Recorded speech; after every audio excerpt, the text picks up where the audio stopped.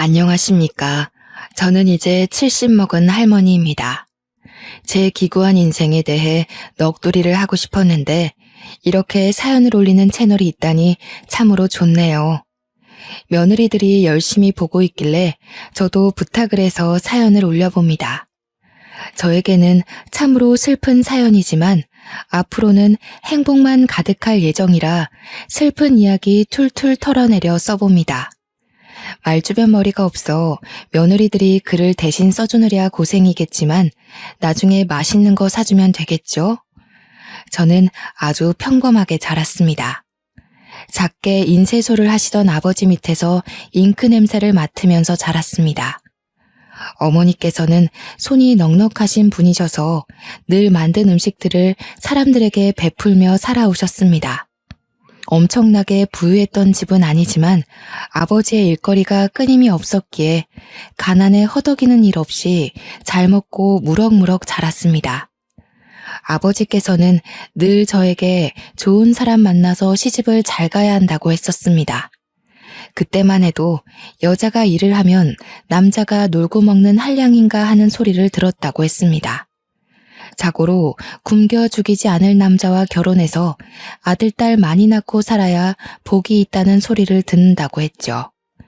어머니께서도 아이를 많이 낳아 다복한 가정을 이루고 싶어 하셨었지만 저를 낳고 몸이 안 좋아지시는 바람에 아이를 더 갖지 못하게 되셨다고 했습니다.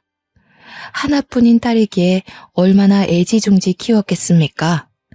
그런 저에게 소위 말하는 좋은 남자가 생겼고 양가의 축복 아래 결혼도 하게 되었습니다. 하지만 결혼하고 나서 점점 상황이 이상해졌습니다. 갑자기 시아버지께서 심장마비로 객사를 하셨고요. 시어머니께서는 시아버지를 잃은 슬픔에 시름시름 앓다가 돌아가셨습니다. 결혼하자마자 치룬 장례에 저는 정신이 없었습니다. 거기다가 두 분의 상을 치룬 지 얼마 안 되어 저희 아버지 인쇄소에 불이 나서 주변 건물들까지 손해를 끼치고 말았습니다. 한순간에 전 재산을 잃고 주변 상가에게도 피해를 변상해야 했습니다. 그래도 저는 두 분 건강에 이상이 없다는 것만으로도 감사했습니다. 하지만 빚더미에 앉게 되었습니다. 그때는 보험이랄 것도 제대로 없어서 피해 변상은 고스란히 아버지의 몫이었습니다. 저희 남편은 제 부모님의 몫의 빚까지 떠안아 주겠다고 했습니다. 저는 면목이 없었죠. 하지만 정말 좋은 남자였습니다. 저에게 아무런 걱정하지 말라고 우리 마누라 고생은 절대 안 시킨다면서 본인 일을 늘리더라고요. 남편은 건설 현장에서 타일을 붙이는 일을 하는 타일공이었습니다.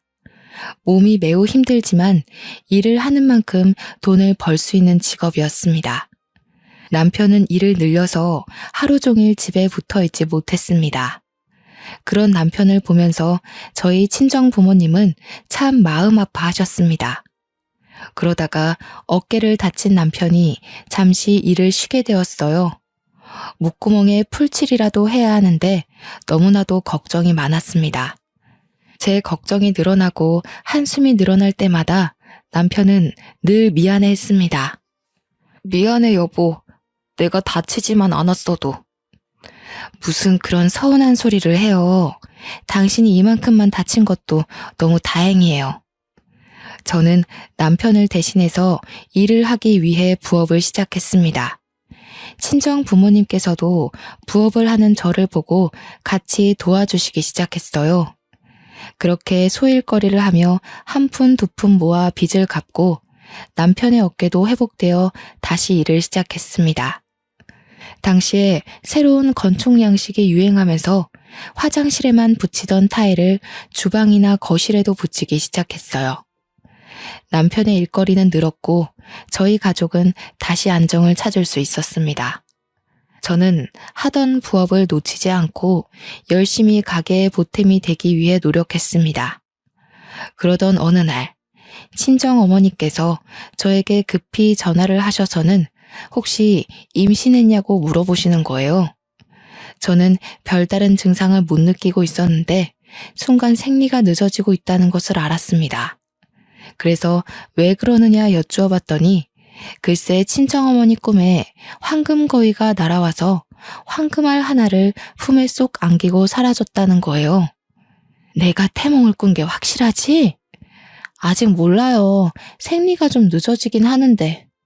어머 얘, 그럼 임신이 맞나 보다.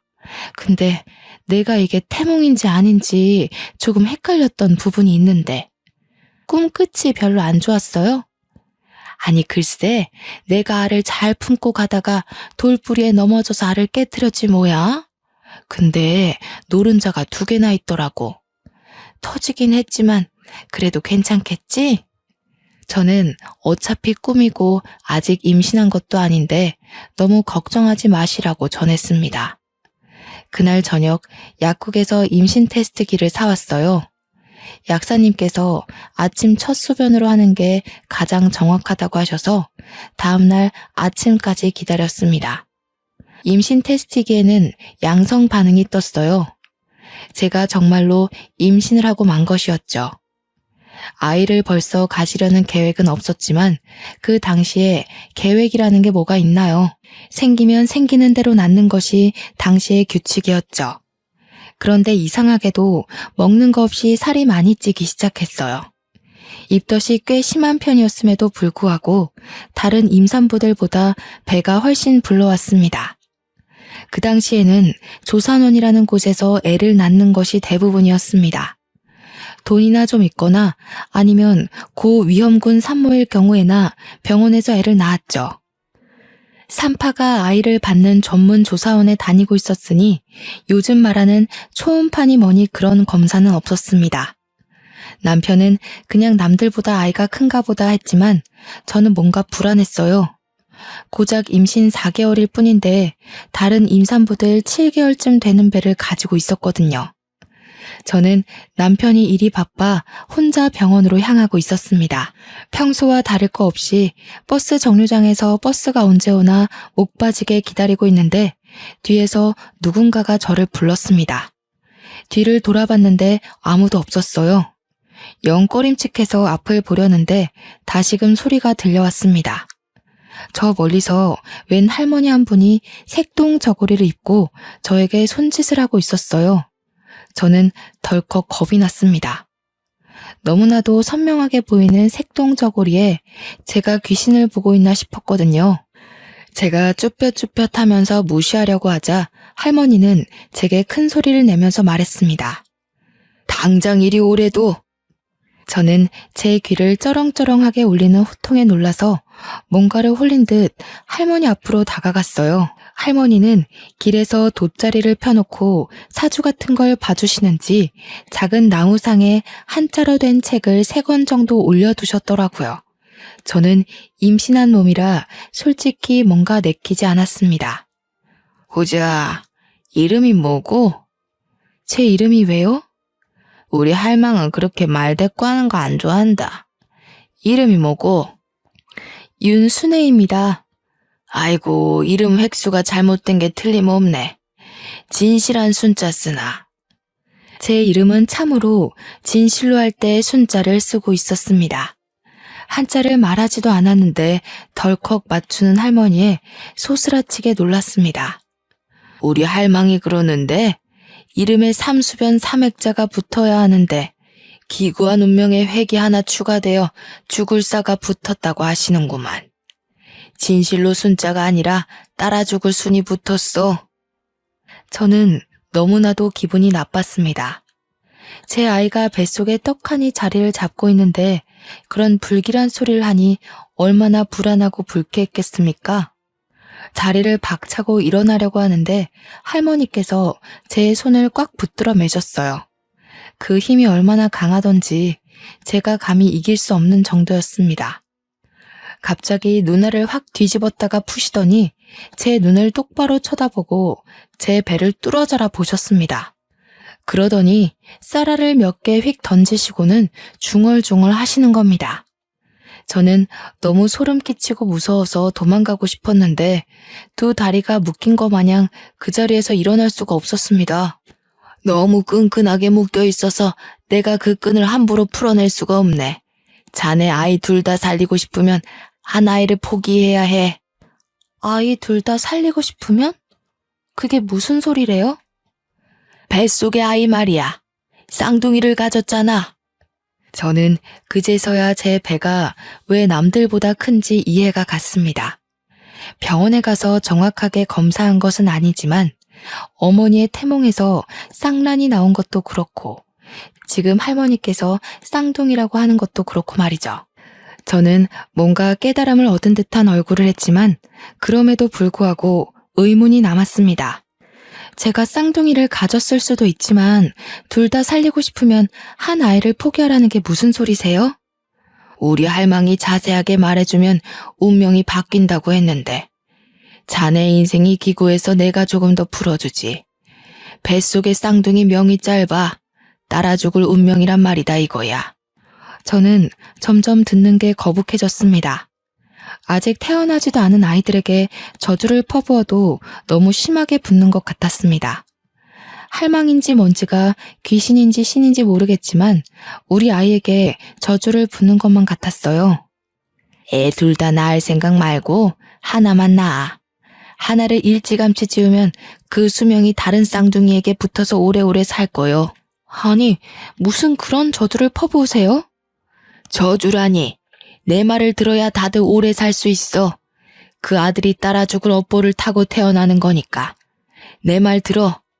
할머니 너무해요. 태어나지도 않은 아이들한테. 내가 뭘 했어.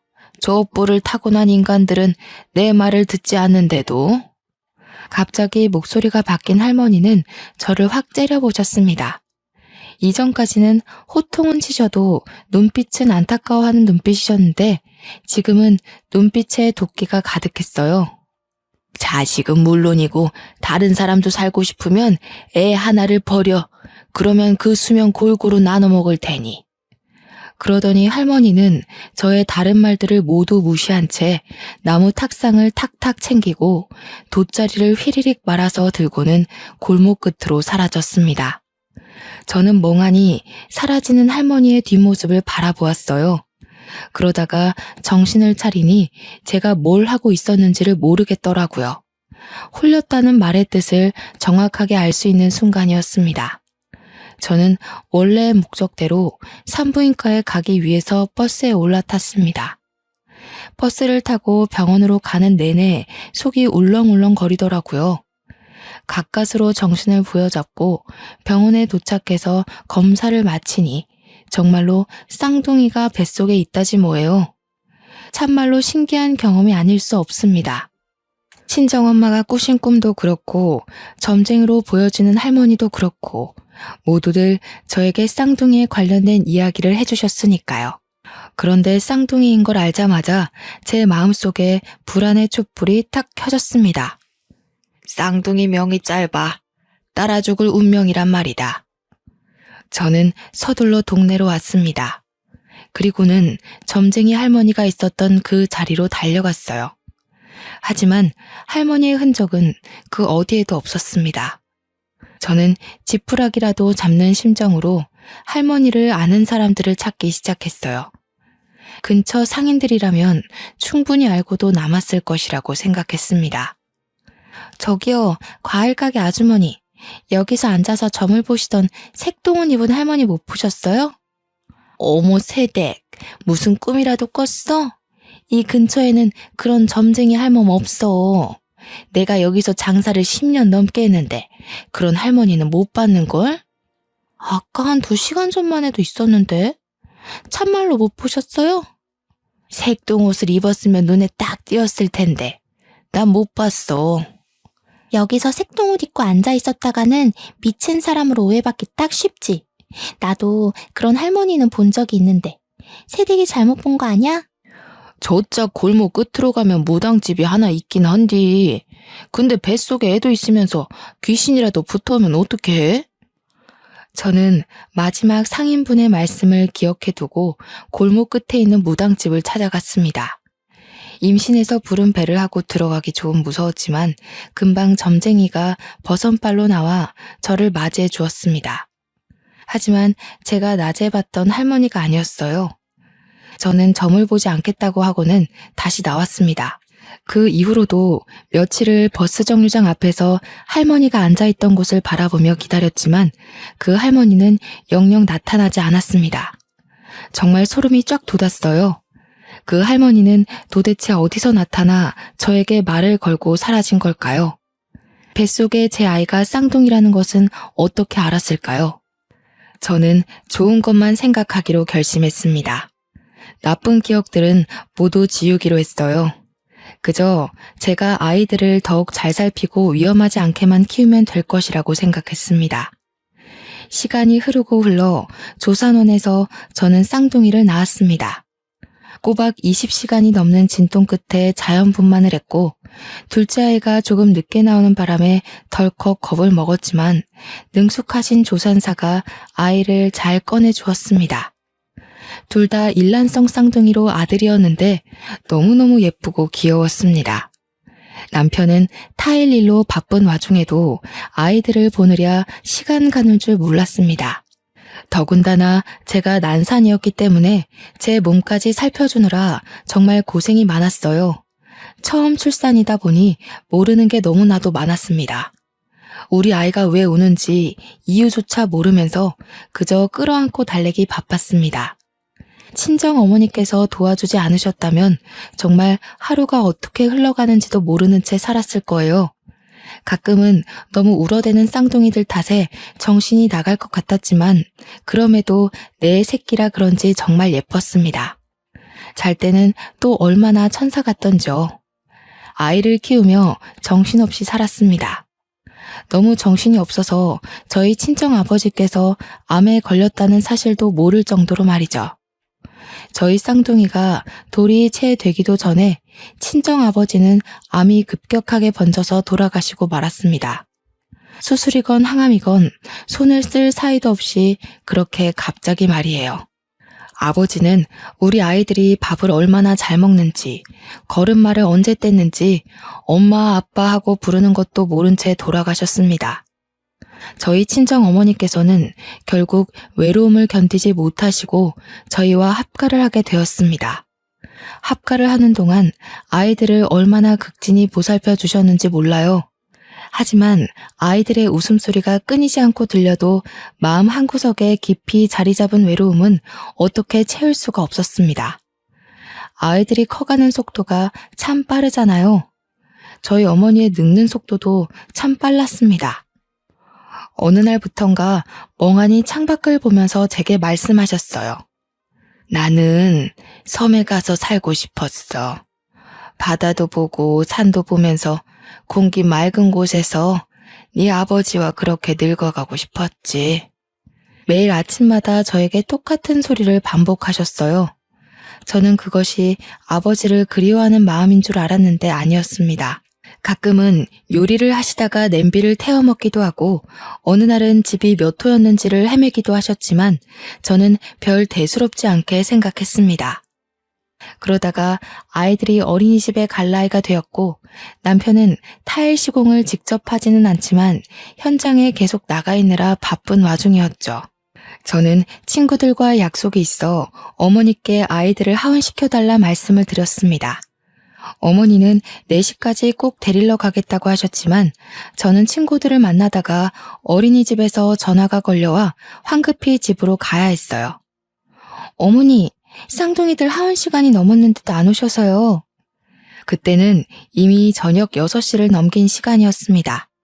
저는 놀래서 어린이집으로 달려갔고 아이들을 하원시켰습니다.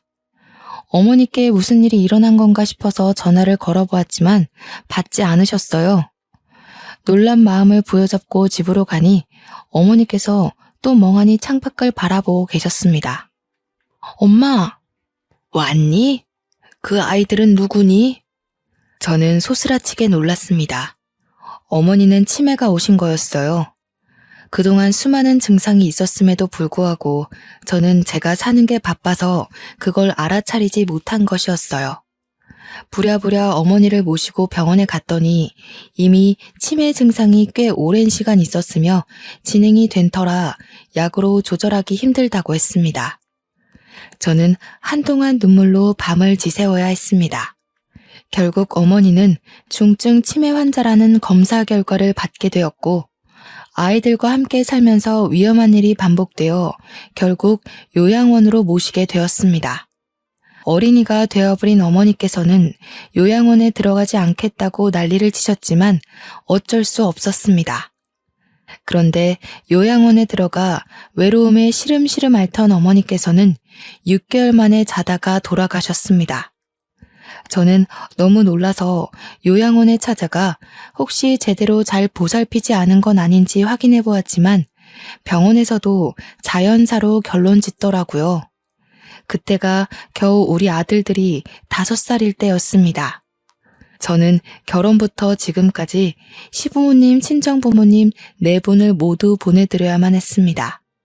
문득 버스 정류장에서 우연히 만났던 할머니의 말이 떠오르더라고요. 자식들은 물론이고 다른 사람도 살고 싶으면 애 하나를 버려. 그러면 그 수명 골고루 나눠 먹을 테니. 소름이 끼쳤습니다. 정말 제 이름의 획순 하나로 이런 일이 벌어진 건가 싶었고요. 우리 아들들이 무탈하게 살 수 있는 방법이 무엇이 있을까 고민하게 되었습니다. 하지만 별다른 수가 없었죠. 병이 있는 것도 아니고 누군가가 우리 아이들을 위협하는 것도 아니었습니다. 남편은 매일같이 고민하는 저의 손을 꼭 잡아주며 말했습니다. 당신이 그 할머니에게 무슨 말을 들었던 너무 걱정하지 마. 아직 아무런 일도 일어나지 않았고 사실 우리 부모님이건 장인어른 장모님이건 하늘나라에서 부른 것일 수도 있는데 당신이 너무 그 할머니 말에 신경 쓰고 있는 건 아닐까 싶어. 나도 지워버리려고 노력 중인데 그게 잘 안 되네요. 우리 아이들 우리 손으로 지켜내면 되지. 우리가 더 보살피고 더 아껴주면 위험한 일 없을 거야. 남편은 저를 꼭 안아주며 말해주었습니다.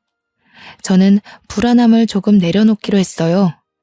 그 뒤로 우리 아들들이 초등학교에 입학해서 체육대회를 할 때도 위험한 일이 생기지 않도록 담임 선생님께 신신당부를 했고요. 학교에서 친구들과 싸움이 나면 불이 나게 달려갔습니다. 그때 당시만 해도 학교에서 체벌이 공공연하게 이루어졌던 시기라 매 학년마다 담임 선생님을 찾아가 체벌은 절대 안 된다고 말씀을 드렸고요. 시장을 다닐 때에도 제가 매일같이 데려갔고 또 데리고 오면서 위험한 상황 자체를 만들지 않으려고 했습니다.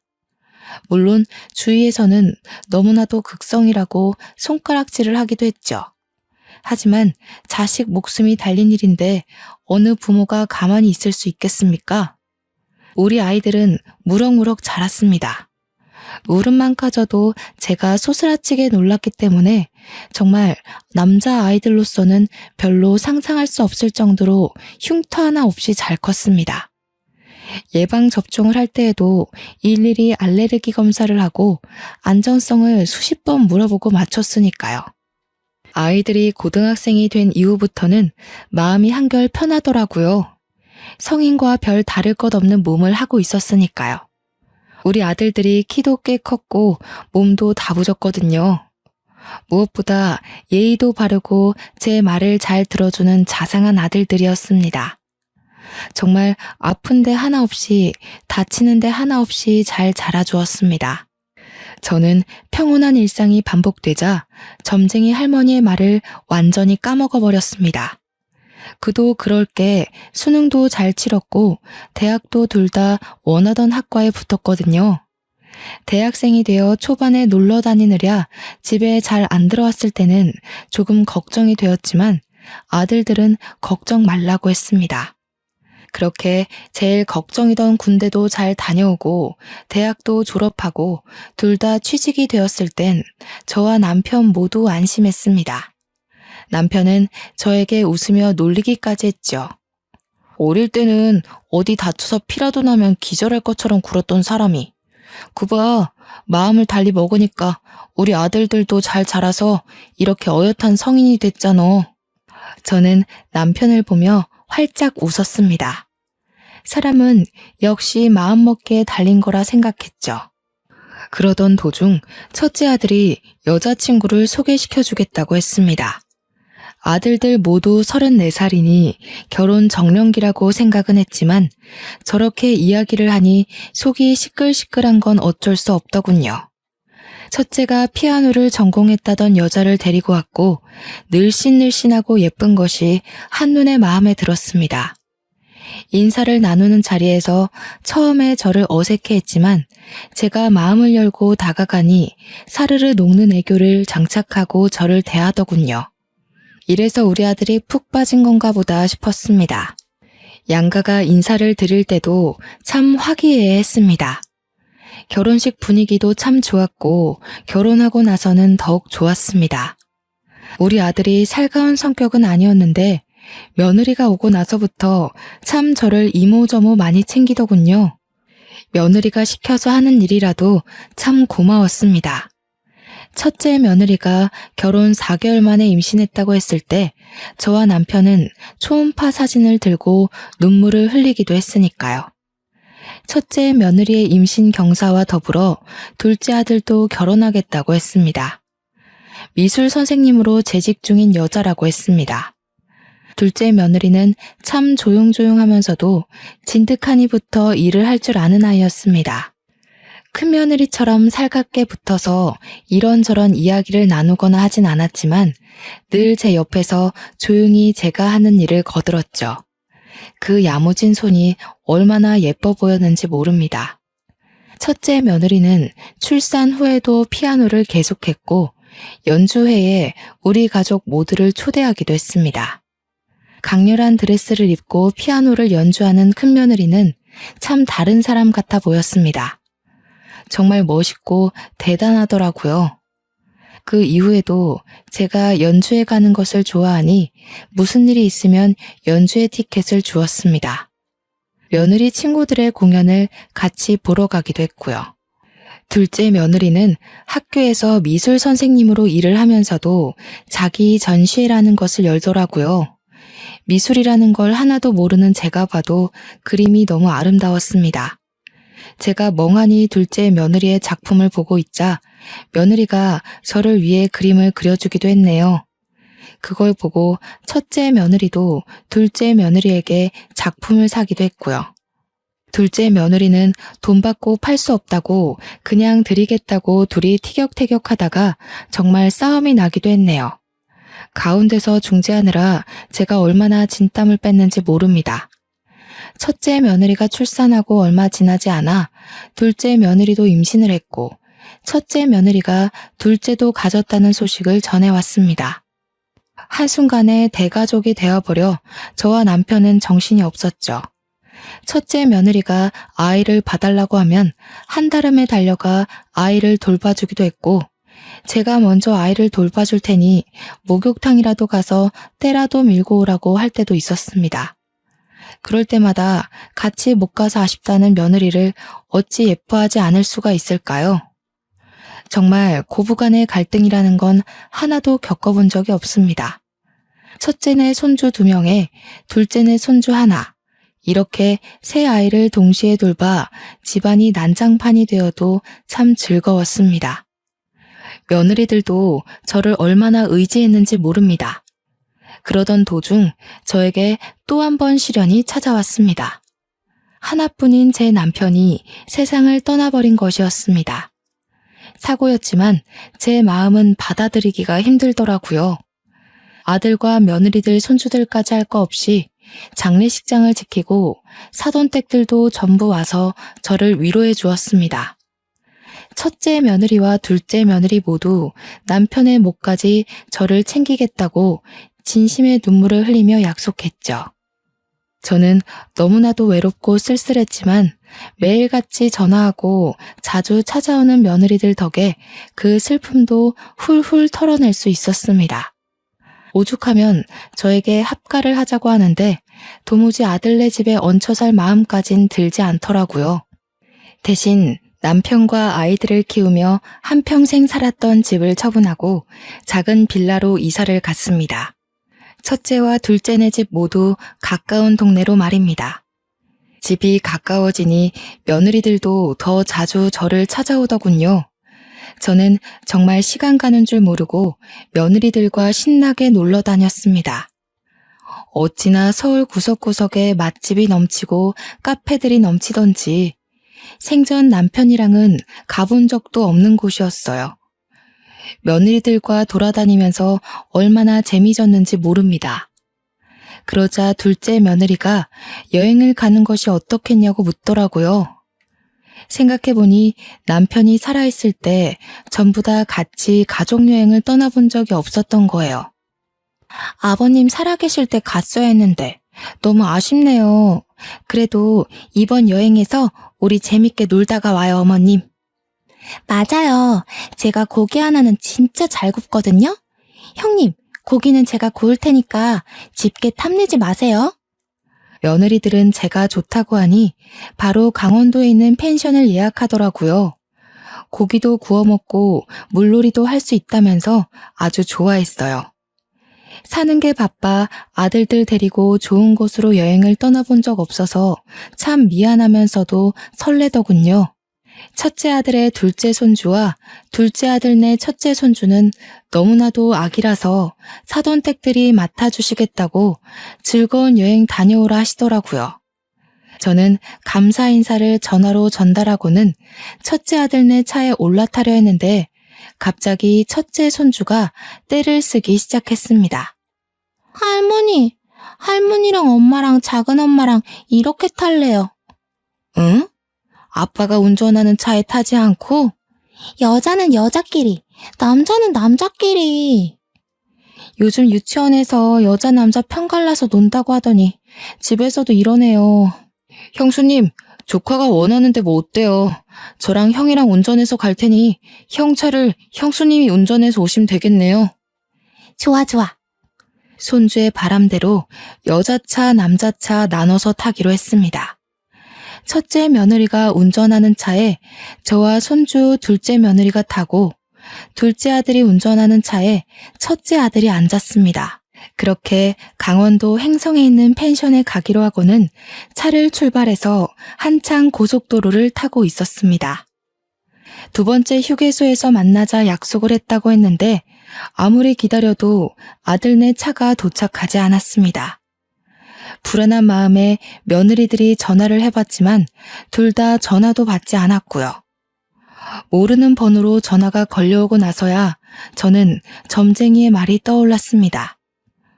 온몸에 소름이 돋으면서 다리에 힘이 풀렸고 전화를 받은 첫째 며느리의 표정이 일그러지는 것을 보면서 확신을 했습니다. 둘째 며느리는 영문도 모른 채 주저앉은 저를 부축했고요. 첫째 며느리는 갑자기 온몸을 떨면서 눈물을 흘리기 시작했어요. 저는 그 모습을 보면서 같이 눈물을 흘렸습니다. 남편들 차가 사고가 나서. 네? 형님, 그게 무슨 소리예요? 며느리들과 저는 황급히 병원으로 달려갔고 거기서 싸늘하게 식은 두 아들을 만날 수 있었습니다. 과적제 화물 트럭에서 떨어져 나온 벽돌이 아들 차를 뚫었다고 했습니다. 벽돌을 맞은 둘째 아들은 즉사, 피하려고 차를 틀다가 가드레일을 받은 첫째 아들은 병원으로 이송 도중 사망했다고 하더군요.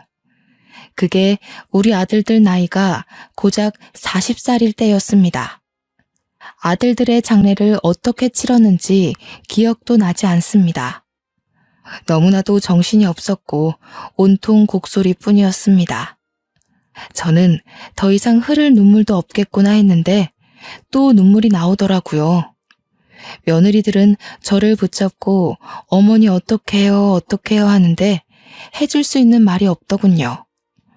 발인을 끝내고 장지에 두 아들을 묻고 집으로 돌아와 아무도 없는 텅 빈 집에서 홀로 잠이 들었는데 꿈속에 그 색동옷 입은 할머니가 나타나더군요. 세월이 40년이나 흘렀음에도 여전히 버스 정류장에서 만났던 그 모습을 하고 말입니다. 내가 하나만 살리라고 했잖아. 그래야 수명을 늘릴 수 있다고. 네 이름 획수가 잘못되어 줄줄이 따라가는 거라고 했잖아. 이제 저는 어떡해요? 며느리들까지 무슨 화가 생기면 어떡해요? 네 핏줄의 인연이 모두 끝이 났으니 더 이상 따라가는 사람이 없을 게야. 그 말을 뒤로 한 채 할머니는 사라졌고 저는 꿈에서 깼습니다. 제게 나타나서 더 이상 따라가는 사람이 없을 거라 했지만 저는 불안했어요. 저는 빌라를 매매로 내놓았습니다. 자리가 좋고 신축이라 그런지 금방 좋은 값을 받고 팔 수 있었습니다.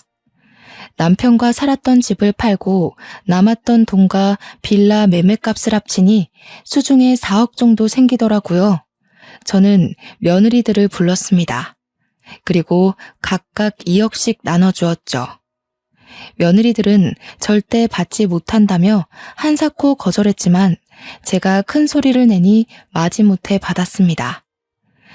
나는 이제 바다도 보고 산도 볼 수 있는 섬으로 떠날게야. 우리 어머니의 소원이셨지. 이제 나는 신경 쓰지 말고 우리 며느리들 각자의 삶을 찾아가도록 해. 아직 나이도 젊은데 새 출발해야지. 며느리들은 저를 붙잡고 엉엉 울었습니다. 절대 못 보낸다고 평생 같이 살자고 하는 걸 매몰차게 밀어내고는 무작정 제주도로 떠났습니다. 그리고는 무작정 수녀원에 들어가 저를 받아달라고 했죠. 큰 수녀님께서는 제 사정을 묻지도 않으시고 저를 받아주셨습니다. 매일같이 기도를 드리며 스스로 감옥 생활을 자처했습니다. 그런 제가 참 안쓰러웠는지 어린 수녀들이고 큰 수녀님이고 할 것 없이 매일같이 저를 불러다가 맛있는 걸 먹여주시고 좋은 경치를 구경시켜 주었습니다. 그럼에도 불구하고 저는 두 아들들을 먼저 보냈다는 죄책감을 이겨내기 힘들었어요. 그렇게 1년을 넘는 시간 동안 열심히 수련을 하고 기도를 하니 마음 한구석이 한결 편해지더군요. 그런데 어느 날 큰 수녀님이 저를 찾는 사람들이 있다면서 기도를 하고 있는 저를 불러냈습니다. 앞마당에 나가니 첫째와 둘째 며느리들과 손주들이 저를 기다리고 있었습니다. 순간 눈물이 터지는데 흐르는 눈물을 막을 수가 없었습니다. 며느리들도 저보고 눈물을 흘리고 있더군요. 천천히 이야기하라면서 자리를 비켜주신 큰 수녀님 덕에 저희는 이산가족 상봉하듯 끌어안고 엉엉 울었습니다. 어디 가셨는지 알려주지도 않으셔서 정말 못 찾는 줄 알았어요. 알고 보니 저를 찾느라 참 고생했다고 하더군요. 제가 거주지를 옮기지 않고 지내다가 며칠 전에서야 전입신고를 수녀원으로 했는데 그걸 보고는 찾아온 것이었습니다. 어머님, 이제 저희와 같이 서울로 올라가요. 저희 그동안 취직도 하고 대출도 받아서 마당에 있는 주택을 샀어요. 어머님 모시고 살려고 일부러 큰 집으로 구했어요. 내가 염치 없이 어떻게 거기서 살 수가 있겠니? 괜한 짓을 했구나. 나는 여기가 편하고 저희 취업해서 일을 해야 한단 말이에요. 그럼 손주들은 누가 봐주시나요? 어머님이 와서 사랑으로 보살펴 주세요. 우리 남편들처럼 그렇게 키워주세요. 울면서 떼를 쓰는 며느리들에게 매몰차게 돌아가라 이야기를 하지 못하겠더군요. 며느리들은 인근에 숙소를 잡았다면서 기다리겠다고 꼭 같이 돌아갈 거라고 했습니다. 제 이야기를 대충 들은 큰 수녀님께서 무슨 걱정이 있으냐며 며느리들을 따라가라고 하시더군요. 우리 자매님께서 앞으로 얼마나 더 이 세상에 있다가 하나님의 부름을 받으실지 모르지 않습니까? 마지막은 가족들과 함께 오순도순 지내시면 얼마나 행복할까요? 저는 큰 수녀님의 말씀에 큰 결심을 하고 며느리들에게 연락을 했습니다. 내가 너희들에게 큰 짐이 될지는 모르지만 나 또한 내 가족과 함께 지내고 싶어 못 이기는 척 따라가마. 하지만 이거 하나만 약속해다오. 언제라도 좋은 사람이 나타나면 뒤도 돌아보지 않고 떠나는 게야. 어머님, 꼭 약속할게요. 하지만 어머님도 저희가 좋은 사람을 만날 때까지 절대로 만남을 강요하지 마셔요. 저희가 절대 죄책감이나 마음의 응어리 같은 게 남아서 이러는 거 아닌 거 아시죠? 정말 어머님과 함께 할 때 너무 행복했고 그 행복이 그리워서 모시고 살겠다고 결심한 거였어요. 나도 너희와 함께 할 때 참 행복했단다. 하지만 죽은 아들들 때문에 이러는 거면 내가 너무 부담스럽구나. 저희는 그저 어머님과 함께 하고 싶은 것뿐이에요. 말씀대로 약속 꼭 새겨 드릴게요. 며느리들은 걱정 말라고 약속을 꼭 하겠다고 했습니다. 저는 며느리들이 구해놨다는 서울에 마당이 딸린 주택으로 이사를 했고 지금은 손주들을 돌보면서 행복하게 지내고 있습니다. 우리 며느리들에게 좋은 사람을 언제든지 찾아가라 했지만 약속만 해놓고 지키지도 않네요. 벌써 같이 산 지 5년이라는 세월이 흘렀는데 손주들 쑥쑥 크는 맛에 참 재미지게 삽니다. 큰 며느리, 둘째 며느리, 손주 3명과 복작복작 사니 참 외로움을 느낄 시간도 없습니다. 사돈댁들도 여전히 저와 잘 지내고 있습니다. 저를 원망할 법도 한데 저를 참 많이 신경 써주십니다. 얼마 전 둘째 며느리네 바깥사돈이 돌아가시는 일이 있었습니다. 온 가족이 똘똘 뭉쳐 힘겹게 이겨내기로 약속했죠. 둘째 며느리네 안사돈도 우리들의 집으로 모시고 오기로 약속했습니다. 이렇게 온 가족이 하나 되어 살 수 있다니 얼마나 기쁜 일입니까? 앞으로도 영원히 우리 가족은 하나 되어 행복하게 살 겁니다. 나쁜 일은 다 잊어버리고 더 이상 보이지 않는 무언가에 휘둘리지 않으면서 말이죠. 저희 가족의 화창한 봄날을 모두 응원해 주세요. 감사합니다.